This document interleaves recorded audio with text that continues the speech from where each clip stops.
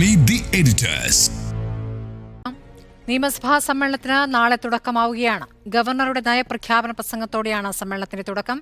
ലോക്സഭാ തെരഞ്ഞെടുപ്പിന് കളമൊരുങ്ങിയതോടെ ഭരണ പ്രതിപക്ഷ പോരാട്ടത്തിന്റെ വേദിയായി സഭാ സമ്മേളനം മാറും. ട്രഷറി നിയന്ത്രണത്തിൽ ഇളവ് നൽകിക്കൊണ്ട് ഗവർണറുടെ റിപ്പബ്ലിക് ദിന സൽക്കാരത്തിന് സർക്കാർ 20 ലക്ഷം രൂപ അനുവദിച്ചു. മാസപ്പടി വിവാദം, പോലീസ് മർദ്ദനം, ധനപ്രതിസന്ധി എന്നിങ്ങനെ പ്രതിപക്ഷത്തിന് നിയമസഭയിൽ ഉന്നയിക്കാൻ വിഷയങ്ങളേറെയാണ്. മാസപ്പടി വിവാദം തന്നെയാകും സമ്മേളനത്തെ ചൂടുപിടിപ്പിക്കുന്ന വിഷയം. എക്സാലോജിക്കെതിരെ പുറത്തുവന്ന RS റിപ്പോർട്ടാണ് പ്രതിപക്ഷത്തിൻ്റെ മുഖ്യ ആയുധം. കരുവന്നൂരും കണ്ടലയും തുടങ്ങി സഹകരണ തട്ടിപ്പുകളും പ്രതിപക്ഷത്തിൻ്റെ അവനാഴിയിലെ ആയുധങ്ങളാണ്. നവകേരള സദസ്സിൻ്റെ ഊർജ്ജത്തിലാണ് ഭരണപക്ഷം സഭയിൽ പ്രതിരോധം തീർക്കുക. പോലീസ് നടപടികളും യൂത്ത് കോൺഗ്രസ് സംസ്ഥാന അധ്യക്ഷൻ്റെ അറസ്റ്റും ചർച്ചയാകും. യൂത്ത് കോൺഗ്രസ് സംഘടനാ തെരഞ്ഞെടുപ്പിലെ വ്യാജ തിരിച്ചറിയൽ കാർഡ് നിർമ്മാണം ഭരണപക്ഷം ആയുധമാക്കുന്ന കാര്യത്തിൽ സംശയമില്ല. മാത്യു കുലനാടൻ്റെ ചിന്നക്കല റിസോർട്ടിലെ പരിശോധനകളും വാക്പോറിന് വഴി തുറക്കും. കേന്ദ്ര അവഗണനയും ഡൽഹിയിലെ മുഖ്യമന്ത്രിയുടെ സമരവും സഭയിലെ പ്രധാന വിഷയമാകും. പ്രതിപക്ഷ ബഹിഷ്കരണത്തെ ഭരണപക്ഷം രാഷ്ട്രീയ ആയുധമാക്കാനും സാധ്യതയുണ്ട്. BJP ബാന്ധവം ആരോപിച്ച് പ്രതിപക്ഷത്തെ നിശബ്ദമാക്കാനാകും ഭരണപക്ഷം ശ്രമിക്കുക. ഗവർണറുടെ നയപ്രഖ്യാപനത്തോടെയാണ് 15ാം കേരള നിയമസഭയുടെ 10ാം സമ്മേളനത്തിന് തുടക്കമാകുന്നത്. എതിർപ്പ് പ്രകടിപ്പിക്കാതെ ഗവർണർ നയപ്രഖ്യാപന പ്രസംഗത്തിൻ്റെ കരടിൽ ഒപ്പുവെച്ചത് സർക്കാരിന് ആശ്വാസമായി. കേന്ദ്ര വിമർശനം അതേപടി വായിക്കാൻ ഗവർണർ തയ്യാറാകുമെന്നത് മാത്രമാണ് ഇനിയത്തെ ആകാംക്ഷ. ഫെബ്രുവരി 5-നാണ് ബജറ്റ് അവതരണം. ഗവർണറുടെ റിപ്പബ്ലിക് ദിന സൽക്കാരത്തിനായി 20 ലക്ഷം രൂപ അനുവദിച്ച് ഉത്തരവായി. അഡ്ഹോം എന്ന പേരിൽ രാജ്ഭവൻ നടത്തുന്ന വിരുന്നിനാണ് പണം അനുവദിച്ചത്. 5 ലക്ഷം രൂപയിൽ കൂടുതൽ മാറാൻ ട്രഷറി നിയന്ത്രണമുള്ളതിനാൽ അതിൽ ഇളവ് നൽകിയാണ് പണം നൽകിയിരിക്കുന്നത്. റിപ്പോർട്ടർ, തിരുവനന്തപുരം. സഭ പ്രക്ഷുബ്ധമാകുമോ എന്നതാണ് ചോദ്യം.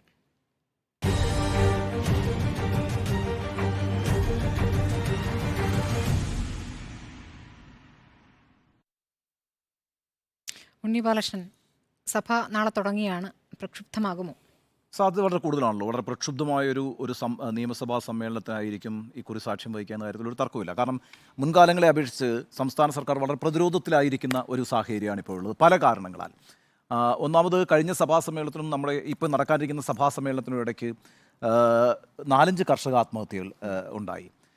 ആ കർഷകാത്മഹത്യകളെല്ലാം തന്നെ സർക്കാരിനെ പ്രതിക്കൂട്ടിൽ നിർത്തുന്ന ആത്മഹത്യകളുമായിരുന്നു. പല രീതിയിലുള്ള ആരോപണങ്ങൾ സർക്കാരിലേക്ക് വിരൽ ചൂണ്ടുന്ന ആത്മഹത്യകളാണ് നടന്നത്. അതുപോലെ തന്നെ ക്ഷേമ പെൻഷൻ്റെ വിഷയത്തിൽ കേരളം മുഴുവൻ കണ്ട അന്നക്കുട്ടിയുടെയും മറിയക്കുട്ടിയുടെയും പ്രതിഷേധം. നമ്മളിപ്പോൾ ഇന്ന് സംസാരിക്കുമ്പം ക്ഷേമ പെൻഷൻ കിട്ടാതെ ഒരു ഭിന്നശേഷിക്കാരൻ ചക്കിട്ടപ്പാറയിൽ ആത്മഹത്യ ചെയ്തിരിക്കുന്നു. അദ്ദേഹത്തിൻ്റെ മൃതദേഹവും എടുത്തുകൊണ്ട് കളക്ട്രേറ്റിലേക്ക് ആളുകൾ മാർച്ച് നടത്തുന്ന സംഭവം ഉണ്ടായിരിക്കും.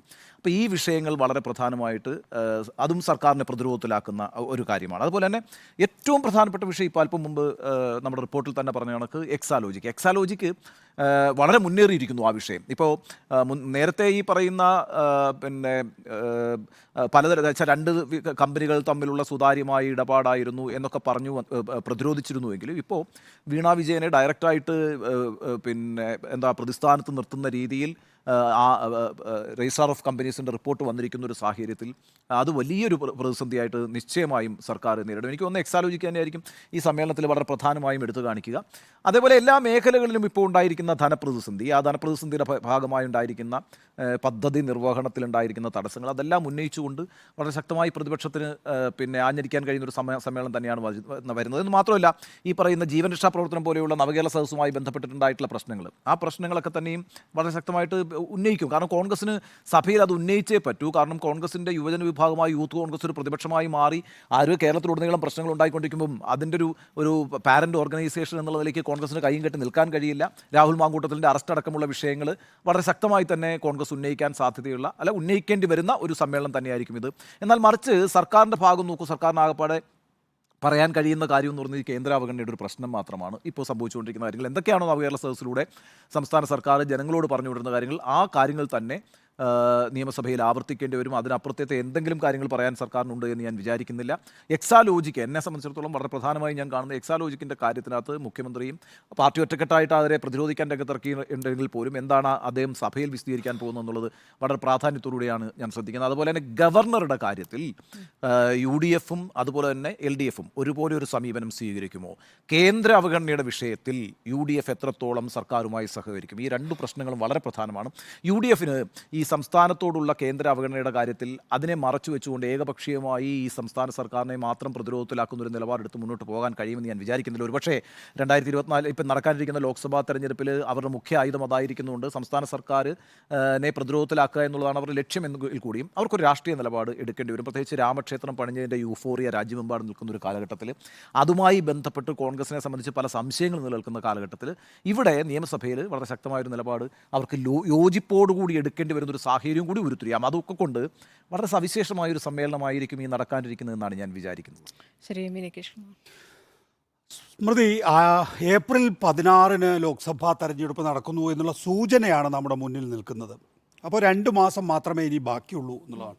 അപ്പോൾ ഒരു കലുഷിതമായ നിയമസഭാ സമ്മേളനം, സർക്കാരുമായി സഹകരിക്കാനാകുന്നില്ല, നിയമസഭയിൽ പ്രതിപക്ഷത്തെ പ്രവർത്തിക്കാൻ അനുവദിക്കുന്നില്ല എന്ന് പറഞ്ഞുകൊണ്ട് നിയമസഭയിൽ നിന്ന് ഇറങ്ങിപ്പോയി നേരെ കോൺഗ്രസിൻ്റെ ജാഥയിൽ ചേരുന്ന വിധത്തിൽ ചൂടേറിയതായിരിക്കണം സഭാ നടപടികൾ എന്നുള്ളതാണ് ഞാൻ മനസ്സിലാക്കുന്നത്. അതുകൊണ്ട് തന്നെ തുടക്കം മുതൽ തന്നെ പ്രത്യക്ഷത്തിൽ നിയമസഭയിൽ വലിയ നിലയിൽ ബഹളമുണ്ടാവും. നാളെ ഉണ്ടാവുമെന്നില്ല, കാരണം നാളെ നയപ്രഖ്യാപനമാണ്. നയപ്രഖ്യാപനം കഴിഞ്ഞതിന് ശേഷം ഈ ആഴ്ച അങ്ങ് പിന്നിടും. പക്ഷേ അടുത്ത തിങ്കളാഴ്ച മുതൽ അതിശക്തമായിട്ടുള്ള പ്രതിപക്ഷ ബഹളം ഉണ്ടാകുമെന്ന കാര്യത്തിൽ തർക്കമില്ല. എക്സാലോജിക്ക് തന്നെ ആയിരിക്കും നേരത്തെ ഉണ്ണിബാലൻ. പക്ഷേ അതിനകത്ത് ഞാൻ കൗതുകത്തോടു കൂടി നോക്കുകയാണ് കേട്ടോ, എക്സാലോജിക്ക് വിഷയം എങ്ങനെയായിരിക്കും പ്രതിപക്ഷം ഉന്നയിക്കാൻ പോകുന്നത് എന്ന്. നമുക്കറിയാവുന്നതുപോലെ ബംഗളൂരു ROC അന്വേഷണം നടത്തുകയും കേന്ദ്ര കോർപ്പറേറ്റ് മന്ത്രാലയത്തിൻ്റെ 3 ROCമാരുടെ, അതായത് ദക്ഷിണേന്ത്യയിലെ ഏറ്റവും പ്രധാനപ്പെട്ട 3 ROC ഉദ്യോഗസ്ഥരുടെ ഒരു സമിതിയെ വെച്ച് അന്വേഷണം നടത്തുകയാണ്. ആ അന്വേഷണം നടക്കുന്ന ഘട്ടത്തിലാണ് ഇന്ന് കേരള ഹൈക്കോടതിയിലേക്ക് വന്ന് എന്തുകൊണ്ടാണ് നിങ്ങൾക്ക് SFIO അന്വേഷണം സാധ്യമാകാത്തത് എന്ന് കേന്ദ്ര സർക്കാരിനോട് ചോദിക്കുന്ന ഒരു സാഹചര്യമൊക്കെ ഉണ്ടായിട്ടുള്ളത്. ഈ ROC അന്വേഷണം വളരെ പ്രധാനപ്പെട്ടതാണ്. ROC അന്വേഷണം യഥാർത്ഥത്തിൽ എക്സാലോജിക്കൽ മാത്രമായി ഒതുങ്ങുന്നില്ല. ഈ SFIO അന്വേഷണം എന്ന് പറഞ്ഞ് ഈ ഷോൺ ജോർജൊക്കെ കോടതിയിലേക്ക് പോയിട്ടുണ്ടല്ലോ. SFIO അന്വേഷണത്തിലേക്ക് പോയാൽ CMRLൻ്റെ മുഴുവൻ നടപടികളും അന്വേഷിക്കേണ്ടി വരും. എന്തിന് മാധ്യമപ്രവർത്തകർക്ക് പണം കൊടുത്തു, എന്തിന് ഉദ്യോഗസ്ഥർക്ക് പണം കൊടുത്തു, എന്തിന് രാഷ്ട്രീയക്കാർക്ക് പണം കൊടുത്തു തുടങ്ങിയ കാര്യങ്ങളാണ് അതിൽ അന്വേഷിക്കപ്പെടുക. 1.72 കോടി എന്ന് പറയുന്ന ഒരു ക്യാരറ്റ് നീട്ടി വലിയൊരു വ്യാഘ്രത്തെ ഇങ്ങോട്ടേക്ക് പിടിച്ചെടുക്കണോ എന്നുള്ളത് പ്രതിപക്ഷം ആലോചിക്കും എന്നാണ് ഞാൻ കരുതുന്നത്. അതുകൊണ്ട് തന്നെ ഞാൻ ഈ നിയമസഭാ സമ്മേളനത്തിൽ ഉറ്റുനോക്കുന്ന ഏറ്റവും പ്രധാനപ്പെട്ട കാര്യം എങ്ങനെയായിരിക്കും എക്സാലോജിക്ക് വിഷയം, അല്ലെങ്കിൽ എങ്ങനെയായിരിക്കും ഈ പറയുന്ന CMRL വിഷയം പ്രതിപക്ഷം കൈകാര്യം ചെയ്യുക എന്നുള്ളതാണ്. ഓർക്കണം, കഴിഞ്ഞ നിയമസഭാ സമ്മേളനത്തിൽ ആ വിഷയം ഉന്നയിക്കാൻ പ്രതിപക്ഷം തീരുമാനിച്ചിരുന്നില്ല. പകരം മാത്യു കോൾനാടൻ PC വിഷ്ണുനാഥിൻ്റെ സമയം കടമെടുത്ത് ചില വിഷയങ്ങൾ അവതരിപ്പിച്ചു എന്ന് മാത്രമേ ഉള്ളൂ. അതിനുശേഷം പിന്നെ നിയമസഭാ സമ്മേളനം നടന്നിട്ടില്ല. ഒട്ടേറെ കാര്യങ്ങൾ CMRL എക്സാലോജിക്കിൻ്റെ കാര്യത്തിൽ പുരോഗമിക്കുകയും ചെയ്തു. അതുകൊണ്ട് ആ വിഷയത്തിൽ പ്രത്യേകിച്ച് PK കുഞ്ഞാലിക്കുട്ടി, ഇബ്രാഹിം കുഞ്ഞും ഒക്കെ ഉൾപ്പെട്ടിട്ടുള്ളത് കൊണ്ടും CMRLുമായി അവർക്ക് അഭേദ്യ ബന്ധമുള്ളതുകൊണ്ടും ആ വിഷയത്തിൽ തൊടുമോ, അക്കാര്യത്തിൽ ലീഗിൻ്റെ നിലപാട് എന്തായിരിക്കും എന്ന് ഞാൻ ഉറ്റുനോക്കുകയാണ് ഒരു രാഷ്ട്രീയ വിദ്യാർത്ഥി എന്നുള്ള നിലയിൽ. പിന്നെ ഈ ചിന്നക്കനാൽ അടക്കമുള്ള വിഷയങ്ങൾ ഉന്നയിക്കും. അതൊന്നും പക്ഷേ വലിയ നിലയിലുള്ള പടക്കങ്ങളൊന്നും ആകാനുള്ള സാധ്യതയില്ല. ചെറിയ ഓലപ്പടക്കങ്ങളായിട്ട് അതങ്ങ് തീരും എന്ന് മാത്രമേ ഉള്ളൂ. പ്രതിപക്ഷത്തിനെതിരെ തിരിച്ച് ഇങ്ങോട്ടേക്ക് ഉന്നയിക്കുന്ന ആരോപണങ്ങൾക്കൊന്നും വലിയ നിലയിൽ ഒരു നിയമസഭ, കാരണം എപ്പോഴും സർക്കാരിനെതിരായിട്ടുള്ള പ്രതിഷേധമാണല്ലോ. കാരണം പ്രതിഷേധത്തിനെതിരെ പ്രതിപക്ഷത്തിനെതിരെ പ്രതിഷേധിച്ച് സഭ ബഹിഷ്കരിക്കാനും മറ്റും കാര്യങ്ങളും കഴിയില്ലല്ലോ. തിരിച്ച് അടിയന്തര പ്രമേയവും കഴിയില്ല. അപ്പോൾ ആ നിലയിൽ വലിയ സംഭവമൊന്നും ആവില്ല. പക്ഷേ ഒരു പ്രതിക്കൂട്ടിലാക്കുക, നിങ്ങളെ ഒന്ന് സംശയത്തിൻ്റെ നിഴലിൽ പുകമറയിൽ നിർത്താൻ കഴിഞ്ഞു എന്ന് മാത്രമേ ഈ പറയുന്ന ചിന്നക്കനാൽ കാര്യത്തിലേ ഉള്ളൂ. പിന്നെ ഗവർണർ ആരിഫ് മുഹമ്മദ് ഖാൻ നാളെ എന്ത് നിലപാടാണ് എടുക്കുക എന്നുള്ളത്, ഈ കരയോ കടലോ ഏതാണ് ആദ്യം ചൂടുപിടിക്കുക എന്നൊക്കെ പണ്ട് നമ്മൾ പഠിച്ചിട്ടില്ല എന്ന് പറയുന്ന പോലെയാണ് ഗവർണർ ആരിഫ് മുഹമ്മദ് ഖാൻ. കൊടുക്കുന്നത് മുഴുവൻ അങ്ങ് ഒപ്പിട്ട് തിരിച്ചു കൊടുത്തയക്കുന്നു എന്നുള്ളതാണ്. നാളെ ഇനി എന്ത് വായിക്കും എന്ത് വായിക്കില്ല എന്നറിയില്ല. വിരുന്നിന് മുഖ്യമന്ത്രിയും മന്ത്രിമാരെയും ഒക്കെ ക്ഷണിച്ചിട്ടുണ്ട്, പൈസ കൊടുത്തിട്ടുണ്ട്, എല്ലാം സംഭവിക്കുന്നുണ്ട്, എല്ലാം അടിപൊളിയായിട്ട് പോകുന്നു. നാളെ ഈ നിയമസഭാ സമ്മേളനം തുടങ്ങുമ്പോൾ അതിൽ 2 കൂട്ടരുടെയും ഭാഗത്തു നിന്ന് ഓരോ വാക്കിലും മുഖ്യമന്ത്രിയുടെ നേരെയുള്ള ഒരു നോട്ടത്തിൽ പോലും രാഷ്ട്രീയം ഉണ്ടാകുമെന്നാണ് ഞാൻ കരുതുന്നത്. കാരണം ഈ എക്സാലോജിക്ക് വിവാദം ഉയർന്നതിന് ശേഷം മുഖ്യമന്ത്രിയെ മുന്നിൽ കിട്ടുമ്പോൾ ആ വിഷയത്തിൽ വെറുതെ അങ്ങ് തൊട്ടുപോവുകയായിരിക്കില്ല. ലോക്സഭാ തെരഞ്ഞെടുപ്പ് പ്രചാരണത്തിന് എക്സാലോജിക് മാസപ്പടി വിവാദം അത് തന്നെയാണ് ഞങ്ങളുടെ പ്രധാനപ്പെട്ട ആയുധം എന്ന് വ്യക്തമാക്കുന്ന തരത്തിലുള്ള ഒരു എൻജിനൊക്കെ സ്റ്റാർട്ട് ചെയ്യുന്നത് പോലത്തെ ഒരു സ്റ്റാർട്ടിംഗ് നാളെ കാണാൻ പറ്റുമെന്നാണ് കരുതുന്നത്. പക്ഷേ അതിലേക്ക് എത്രത്തോളം കടക്കുമെന്നുള്ളത് അറിയില്ല. പിന്നെ ഈ സമ്മേളന സമ്മേളനത്തിനൊരു പ്രത്യേകതയുണ്ട്. 32 ദിവസത്തോളമുള്ള ഒരു സമ്മേളന കാലയളവാണ് എന്നാണ് തോന്നുന്നത്. ജനുവരി 25 നാളെ തുടങ്ങി മാർച്ച് 27-നാണ് തീരുന്നല്ലേ. അപ്പോൾ 32 ദിവസമുണ്ട്. അതിൽ 29, 30, 31 അത് ഗവർണറുടെ പ്രസംഗത്തിന് നന്ദി രേഖപ്പെടുത്തുന്ന പ്രമേയത്തിന്മേലുള്ള ചർച്ചയിൽ അങ്ങ് പോകുന്നു. 5-ാം തീയതി ബജറ്റാണ്. അതിനുശേഷം 6-ാം തീയതി മുതൽ 11-ാം തീയതി വരെ ഇടവേളയാണ്. അതിനിടയിലാണ് സമരാഗ്നി ജ്വലിക്കുന്നത്. സമരാഗ്നി ജ്വലിപ്പിച്ചതിന് ശേഷം തിരിച്ചു വരുന്ന പ്രതിപക്ഷം ബജറ്റ് ചർച്ചയ്ക്ക് വരും 12 മുതൽ 14 വരെ. അപ്പോൾ ആ സമരാഗ്നിയൊക്കെ എത്രത്തോളം ആളിക്കത്തുന്നു എന്നതിനെ അനുസരിച്ചിരിക്കും സഭയ്ക്കകത്തെ പെർഫോമൻസ് എന്നാണ് ഞാൻ കരുതുന്നത്. അപ്പോൾ സമരാഗ്നി ജ്വലിപ്പിക്കുമ്പോൾ ഈ വിഷയങ്ങളെല്ലാം, നിങ്ങളിപ്പോൾ പറഞ്ഞു വന്ന വിഷയങ്ങളെല്ലാം ആ അഗ്നിയിൽ ഇങ്ങനെ ആളിക്കത്തും. അപ്പോൾ പുറത്തെ ചൂട് അകത്തേക്ക് വരുമ്പോൾ ആ ചൂടിന് കുറച്ചുകൂടി മൂർച്ചയേറും. അതുകൊണ്ട് ആദ്യ ദിവസങ്ങളെക്കാൾ ആളാൻ പോകുന്നത് 12-ാം തീയതി മുതലായിരിക്കും. പിന്നെ 15 മുതൽ 25 വരെ സബ്ജക്ട് കമ്മിറ്റി അങ്ങനെയുള്ള ചർച്ചകളൊക്കെയാണ്. അത് കഴിഞ്ഞിട്ടുള്ള ഈ 13 ദിവസം ധനാഭ്യർത്ഥന ചർച്ച, അതൊക്കെ വരുമ്പോഴേക്കും ഈ സാമ്പത്തിക പ്രതിസന്ധിയുമായി ബന്ധപ്പെട്ട കാര്യങ്ങളൊക്കെ എപ്പോഴായിരിക്കും ഇവർ പറയുക? സംസ്ഥാനത്തിൻ്റെ ഒരു സാമ്പത്തിക നിലയെക്കുറിച്ച്, സാമ്പത്തിക ഞെരുക്കത്തിൽ പിടിച്ചു നിൽക്കാൻ പാടുപെടുന്നതിനെക്കുറിച്ച് സഭയ്ക്ക് പുറത്ത് ധാരാളമായി പറഞ്ഞിട്ടുള്ള ആളുകൾ അതേക്കുറിച്ചുള്ള ചോദ്യോത്തരങ്ങൾ, പ്രത്യേകിച്ചും കേന്ദ്രമാണോ ഞെരുക്കുന്നത് അതോ സംസ്ഥാനത്തിൻ്റെ പിടിപ്പുകേടാണോ, അങ്ങനെയുള്ള ചർച്ചകളിലേക്കൊക്കെ പോകുമോ എന്നുള്ളതാണ് ഈ സമ്മേളന കാലയളവിൽ ഞാൻ ആകാംക്ഷയോടെ നോക്കുന്നത്. ജനങ്ങൾക്ക് മുന്നിൽ സർക്കാർ പറയാൻ പോകുന്നത് എന്താണ്? പ്രത്യേകിച്ചും ലോക്സഭാ തെരഞ്ഞെടുപ്പിലേക്ക്, സാർ നേരത്തെ കൃത്യമായി സൂചിപ്പിച്ചതുപോലെ ലോക്സഭാ തെരഞ്ഞെടുപ്പിലേക്ക് അധിക ദിവസം ഇല്ലാത്തപ്പോൾ നടക്കുന്ന ഒരു സമ്മേളനമാണ്. അതുകൊണ്ട് തന്നെ സഭയ്ക്കകത്ത് പറയുന്ന ഓരോ പോയിന്റും പുറത്തും ചർച്ച ചെയ്യപ്പെടും. അത് സഭയ്ക്കകത്തില്ലാത്ത BJPയും പുറത്തെടുത്ത് ചർച്ച ചെയ്യും. അതിനിടയിൽ അവരുടെ പദയാത്ര വരുന്നു, അമിത്ഷായും വരുന്നുണ്ട്. ഇവിടെ ഈ പറയുന്ന തീയതി പ്രധാനപ്പെടുന്നതാകുന്നത് അങ്ങനെ കൂടിയാണ്. ഫെബ്രുവരി 12-ാം തീയതിയാണ് ബജറ്റിന്മേലുള്ള ചർച്ച തുടങ്ങുന്നത്. ആ ദിവസമാണ് അമിത്ഷാ തിരുവനന്തപുരത്തേക്ക് വരുന്നത്. അപ്പോൾ പുറത്ത് കൃത്യമായ സർക്കാരിനെതിരെയുള്ള സാധനങ്ങൾ അല്ലെങ്കിൽ കൃത്യമായ കാര്യങ്ങൾ പറയുന്ന ഒരു വേദിയായി അതിനെ മാറ്റാനായി മറുഭാഗത്ത് തയ്യാറെടുക്കുന്നുണ്ട്. അപ്പോൾ കേന്ദ്രാവഗണന, കേന്ദ്രം പിടിച്ചു ഞെരുക്കുന്നു എന്നതിനൊക്കെയുള്ളൊരു മറുപടിക്ക് അപ്പുറത്തേക്ക് കൃത്യമായ മിസൈലുകൾ എന്തെങ്കിലും വന്ന് വീഴുമോ എന്നുള്ളതും കാത്തിരിക്കേണ്ടിയിരിക്കുന്നു. സർക്കാരിനെതിരെ പ്രതിപക്ഷം കച്ചമുറുക്കി തന്നെ നിൽക്കുകയാണെന്നതിൽ എനിക്കൊരു സംശയവുമില്ല. അതിന് മാത്യു കുഴൽനാടൻ്റെ, സാർ സൂചിപ്പിച്ചതുപോലെ മാത്യു കുഴൽനാടനെതിരെയുള്ള ഒരമ്പ് കൊണ്ടൊന്നും അങ്ങനെ പിടിച്ചു നിർത്താനും കഴിയില്ല. കാരണം എക്സാലോജിക് CMRL, കരുവന്നൂർ കണ്ടല 2 ബാങ്ക് തട്ടിപ്പ്, കരുവന്നൂർ വിഷയത്തിൽ ഇപ്പോൾ ദയാവധത്തിന് അനുവദിക്കണമെന്നാവശ്യപ്പെട്ടുകൊണ്ടുള്ള ഹർജി വരെ വന്ന് നിൽക്കുകയാണ്. അതൊക്കെ സർക്കാരിനെതിരെ പ്രതിപക്ഷത്തിന് ബുദ്ധിയുണ്ടെങ്കിൽ അതൊക്കെ എടുത്ത് പ്രയോഗിക്കുമെന്നാണ് ഞാൻ കരുതുന്നത്. പിന്നെ ഈ ജീവൻ രക്ഷാ പ്രവർത്തനം, നവകേരള സദസ്സ്, രാമക്ഷേത്രം മുതൽ നവകേരള സദസ്സ് വരെ, കരുവന്നൂർ മുതൽ കണ്ടല വരെ, പിന്നെ ഈ പറയുന്ന എക്സാലോജിക്, അങ്ങനെ വിഷയങ്ങൾ ഒരുപാടുള്ളത് പ്രതിപക്ഷത്തിനാണ്. മറുഭാഗത്ത് തിരിച്ചടിക്കാനായി ഇപ്പോൾ തപ്പിയെടുത്ത ഈ ഒരു മാത്യു കുഴൽനാടൻ്റെ ചിന്നക്കനാൽ മാത്രമേ കയ്യിലുള്ളൂ എന്നതാണ് വസ്തുത. പ്രതിപക്ഷം സമരത്തിനൊപ്പം നിൽക്കുന്നില്ല, കേന്ദ്രത്തിനെതിരെ പൊരുതുന്നില്ല എന്നൊക്കെ പറയാമെങ്കിൽ പോലും കൂടുതൽ ആയുധങ്ങൾ പ്രതിപക്ഷത്തിൻ്റെ ഭാഗത്താണ്. അപ്പോൾ പിടിച്ചു നിൽക്കാൻ, പ്രതിരോധിക്കാൻ ഭരണപക്ഷത്തിന് കുറച്ചേറെ വിയർക്കേണ്ടി വരും. പിന്നെ ഗവർണറെ കുറിച്ച് കൂടി പറഞ്ഞ് അവസാനിപ്പിക്കാം. അടിമുടി രാഷ്ട്രീയമായിരിക്കും ഈ സഭാ സമ്മേളനത്തിൽ. ഗവർണറും പുറത്തൊക്കെ രാഷ്ട്രീയം പറഞ്ഞ് നമ്മൾ ഏറെ കണ്ടു കഴിഞ്ഞു.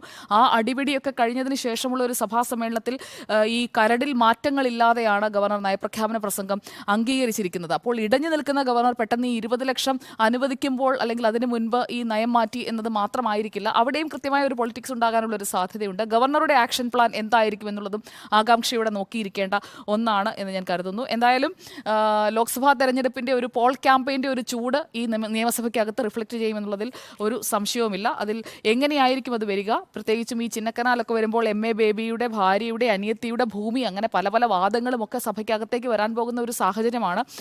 പിന്നെ ഈ മോഡൽ ചോദ്യപേപ്പറിൻ്റെ 10 രൂപ, യൂത്ത് കോൺഗ്രസ് നേതാക്കളുടെ രാഹുൽ മാങ്കൂട്ടത്തിലൊക്കെ സഭയ്ക്കകത്ത് ചർച്ചയാകുന്ന ഒരു ദിവസങ്ങളായിരിക്കാം ഒരു പക്ഷേ. കാത്തിരുന്ന് കാണാം. നയപ്രഖ്യാപനത്തിൽ ഗവർണറുടെ ആക്ഷൻ പ്ലാനോടുകൂടി കിക്ക് സ്റ്റാർട്ട് ആവും. ഏതായാലും സഭ പ്രക്ഷുബ്ധമാകുമെന്ന് തന്നെയാണ് എനിക്കും പറയാനുള്ളത്. ഇപ്പോൾ ഒരുപാട് വിഷയങ്ങളുണ്ടല്ലോ. ഇപ്പോൾ നവകേരള യാത്രയ്ക്ക് ശേഷം നടക്കുന്ന സഭാ സമ്മേളനമാണ്. അപ്പോൾ അടികൊണ്ട് ഇങ്ങോട്ട് എത്തിയിരിക്കുന്ന പ്രതിപക്ഷമാണ്. അപ്പോൾ യൂത്ത് കോൺഗ്രസിന് ഇന്നുപോലും സംഘർഷമുണ്ടായിട്ടുള്ള സാഹചര്യമുണ്ട്. അപ്പോൾ ഇതൊക്കെ സ്വാഭാവികമായിട്ടും രാഹുൽ മാങ്കൂട്ടത്തിൻ്റെ അറസ്റ്റ് അടക്കം സഭയിൽ ഉന്നയിക്കുമെന്നുള്ള കാര്യം ഉറപ്പാണ്. ഈ പറഞ്ഞ പോലെ സാമ്പത്തിക പ്രതിസന്ധിയെ സർക്കാർ വലിയ ശക്തമായ തോതിൽ അത് ഉന്നയിക്കും. ഈ നയപ്രഖ്യാപന പ്രസംഗത്തിലും അതുണ്ടാകും. അതിനെ അനുകൂലിക്കുമ്പോഴും ഇവിടത്തെ ധൂർത്ത് എന്നുള്ള വിഷയം പ്രധാനമായും അത് പ്രതിപക്ഷം ഉന്നയിക്കുമെന്നുള്ള കാര്യം ഉറപ്പാണ്. ഇപ്പോൾ തന്നെ VD സതീശൻ പല ഘട്ടങ്ങളിൽ അത് പറഞ്ഞിട്ടുള്ളതാണ്. ആ ധൂർത്ത് ഇപ്പോൾ കേരളീയത്തിൻ്റെ കണക്കൊന്നും തന്നിട്ടില്ല എന്നുള്ള കാര്യം കൃത്യമായി പറയുന്നുണ്ട്. അപ്പോൾ കണക്കുകൾ എവിടെ എന്നുള്ള ചോദ്യം ഉയരും. ഈ ധവളപത്രം പുറപ്പെടുവിക്കണമെന്നുള്ള ആവശ്യം നേരത്തെ ഉന്നയിച്ചിട്ടുണ്ട്. അപ്പോൾ ആ കാര്യങ്ങളൊക്കെ പറയും. പിന്നെ ഗവർണറുമായി ബന്ധപ്പെട്ട സമരത്തിലേക്ക് എന്തുകൊണ്ട് നിങ്ങൾ നീങ്ങിയില്ല എന്നുള്ള ചോദ്യം ഭരണപക്ഷം ഉന്നയിക്കുമ്പോൾ ഇപ്പോൾ കണ്ടില്ലേ, ഞങ്ങൾ നേരത്തെ പറഞ്ഞ പോലെ ഒത്തുതീർപ്പായല്ലോ എന്നൊരു വാദം കൂടി പറയും. അതിനുള്ള സാഹചര്യം കൂടി ഇപ്പോൾ ഉണ്ടാക്കിയിട്ടുണ്ട്. അപ്പോൾ ആ രൂപത്തിൽ 20 ലക്ഷം പറയും. 20 ലക്ഷം എന്ന് പറഞ്ഞാൽ അറ്റ് ഹോം സെറിമണിക്ക് കൊടുക്കേണ്ടതാണ്. അത് ഗവർണറെ പ്രീതിപ്പെടുത്താൻ വേണ്ടിയിട്ട് ചെയ്യുന്ന ഒരു കാര്യമാണെന്ന് ഞാൻ അല്ല, വിചാരിക്കുന്നു. സാധാരണഗതിയിൽ ചെയ്യേണ്ട കാര്യമായിരിക്കാം. പക്ഷേ ഇപ്പോൾ വല്ലാത്തൊരു പ്രതിസന്ധി ഘട്ടമുണ്ട്. അപ്പോൾ 20 ലക്ഷം ഇല്ല എന്ന് വേണമെങ്കിൽ പറയാമല്ലോ. പറയാണ്ടാവോ ചോദിച്ച് അത്രയും പണം കൊടുക്കുന്നു എന്നുള്ളതാണ്. ഇത് മാത്രമല്ല, മുൻപും പല ഘട്ടങ്ങളിലും അങ്ങനെ കൊടുത്തിട്ടുണ്ട്. റിപ്പബ്ലിക് ഡേയുമായി ബന്ധപ്പെട്ട് ഒരു അറ്റ് ഹോം സർവീസാണ് രാജ്ഭവൻ നടത്തുന്നത്. അതൊരു ഒരു ഒരു ഒരു നാഷണൽ വിഷയമാണ്. അപ്പം അതുമായി ബന്ധപ്പെട്ട് നടത്തുന്ന ഒരു പരിപാടിക്ക് സർക്കാരിന് ബാധ്യതയുണ്ട് അത് കൊടുക്കാനായിട്ട്. അപ്പം ഞാൻ വിചാരിക്കുന്നത് അതിനൊരു വേണമെങ്കിൽ അത്ര നമുക്ക് 20 ലക്ഷത്തിൻ്റെ പൈസ ഇല്ല എന്ന് പറയാൻ പറ്റുന്ന ഒരു സാഹചര്യത്തിലല്ല ആ പരിപാടി നടക്കുന്നത്. ഗവർണറെ ഈ 20 ലക്ഷം രൂപ കൊടുത്ത് പ്രീതിപ്പെടുത്താമെന്ന് സർക്കാർ വിചാരിക്കുന്നില്ല. അങ്ങനെ ഒരു ഫൈറ്റ് അല്ലല്ലോ ആ നടക്കുന്നത്. എന്തായാലും പക്ഷെ ആ വിഷയം ഉന്നയിക്കുന്നുള്ള കാര്യം ഉറപ്പാണ്, ഒത്തുതീർപ്പായി എന്നുള്ളത്. ഇപ്പം ഈ പറഞ്ഞ മാതിരി ഈ നയപ്രഖ്യാപന പ്രസംഗത്തിനോടും ഗവർണർക്ക് ഒരു എതിരഭിപ്രായമില്ലാതെ വായിച്ചു പോവുകയാണെങ്കിൽ അത് സ്വാഭാവികമായിട്ട് ആ ഒരു കാര്യമായിട്ട് തന്നെയാണ് അവർ ഉന്നയിക്കാൻ പോകുന്നത്. സഭ പ്രക്ഷുബ്ധമാകും. അകത്തും പുറത്തും ഇനി സമര പ്രതിപക്ഷത്തിൻ്റെ ശബ്ദം അതിശക്തമായി വരുന്ന ദിവസങ്ങളാണ് വരാനിരിക്കുന്നത്. നയപ്രഖ്യാപന പ്രസംഗത്തിൽ ഇനിയിപ്പോൾ ഗവർണർക്ക് എന്തെങ്കിലും ബുദ്ധിമുട്ടുണ്ടെങ്കിലും സർക്കാരിനെ സംബന്ധിച്ചിടത്തോളം അതിന് ഒരു വിഷയമില്ല. കാരണം നയപ്രഖ്യാപന പ്രസംഗം വായിക്കില്ല എങ്കിലും വായിച്ചാലും ഇല്ലെങ്കിലും സംബന്ധിച്ചിടത്തോളം നയപ്രഖ്യാപനം ഒന്നാമത്തെ കാര്യം, ഈ നയപ്രഖ്യാപന പ്രസംഗത്തിലൊന്നും ഒരു പ്രസക്തിയില്ലെന്നേ. എന്താണ് ബജറ്റ് വരാൻ പോകുമ്പോൾ പിന്നെ എന്ത് നയപ്രഖ്യാപന പ്രസംഗം? ഒരു സഭാ സമ്മേളനം തുടങ്ങുമ്പോൾ കസ്റ്റമറി ആയിട്ടുള്ള ഒരു പ്രോസസ്സ് എന്നുള്ള നിലയിൽ മാത്രം നയപ്രഖ്യാപന പ്രസംഗം കണ്ടാൽ മതി. ഗവർണർ അത് വായിക്കില്ല എന്ന് പറഞ്ഞിരുന്നുവെങ്കിൽ സുപ്രീം കോടതിയിൽ അത് കുറച്ചുകൂടി ശക്തമായി ആ കേസ് ഉന്നയിക്കാൻ കേരളത്തിന് സാധിക്കുമായിരുന്നു. പക്ഷേ നിർഭാഗ്യവശാൽ ഗവർണർ നയപ്രഖ്യാപന പ്രസംഗം വായിക്കുന്നുണ്ട്. നോക്കൂ, ഞാനൊരു പ്രഡിക്ഷൻ നടത്താം. ഇത്തവണ സാമ്പത്തിക സ്ഥിതിയുമായി ബന്ധപ്പെട്ട് പ്രതിപക്ഷം ഒരു അടിയന്തര പ്രമേയം അവതരിപ്പിച്ചാൽ ആ അടിയന്തര പ്രമേയം അനുവദിക്കും. എക്സാലോജിക്ക് പിന്നെ ഉന്നയിച്ചാൽ എക്സാലോജിക്ക് അടിയന്തര പ്രമേയം അനുവദിക്കും. കാരണം ഈ സഭാ സമ്മേളനം ഭരണപക്ഷത്തെ സംബന്ധിച്ചിടത്തോളം ഒരു ചർച്ചാവേദിയാക്കി മാറ്റും. കാരണം ഈ കേരളത്തിലെ മാധ്യമങ്ങളെ സംബന്ധിച്ചിടത്തോളം ആയിക്കോട്ടെ, പ്രതിപക്ഷത്തിൻ്റെ ഒരു നെറേറ്റീവ് ആയിക്കോട്ടെ, അതാണ് മുഴച്ചു നിൽക്കുന്നത്. വരുന്നില്ലല്ലോ, മറുവാദം വരുന്നില്ല എന്ന് വെച്ചാൽ അക്കാര്യത്തിൽ മുഖ്യമന്ത്രിയാണ് മറുപടി പറയേണ്ടത്. മുഖ്യമന്ത്രിക്ക് എക്സ്ക്ലൂസീവായിട്ടൊരു സ്റ്റേജ് കിട്ടുകയാണ് ഈ കാര്യങ്ങളെക്കുറിച്ച് ഒരു ആധികാരികമായി പറയാൻ വേണ്ടി. എന്തായാലും അവർക്ക് അവരുടേതായിട്ടുള്ള മറുപടി ഉണ്ടാവുമല്ലോ. ആ മറുപടി അതുകൊണ്ട് വളരെ പ്രധാനപ്പെട്ട ഈ സാമ്പത്തിക ഞെരുക്കവുമായി ബന്ധപ്പെട്ട വിഷയമാണെങ്കിലും എക്സാലോജിക്കുമായി ബന്ധപ്പെട്ട വിഷയമാണെങ്കിലും അടിയന്തര പ്രമേയം വന്നാൽ അത് അനുവദിക്കുമെന്നും ക്യാമറ തുറന്നു കൊടുക്കുമെന്നാണ് ഞാൻ കരുതുന്നത്. ആ നിലയിലൊരു നല്ല സംവാദ പ്ലാറ്റ്ഫോമായി മാറുകയാണെങ്കിൽ തെരഞ്ഞെടുപ്പിന് അത് രണ്ട് മുന്നണികൾക്കും നന്നായി ഉപയോഗിക്കാൻ കഴിയുന്നതുമാണ്. ശരി, സഭ പ്രക്ഷുബ്ധമാകുമോ എന്ന ചോദ്യത്തിന് പ്രക്ഷുബ്ധമാകുമെന്ന് തന്നെയാണ് 4 പേരുടെയും അഭിപ്രായം.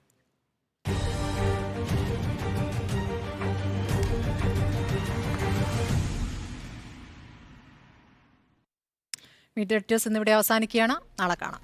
Good night. Good night.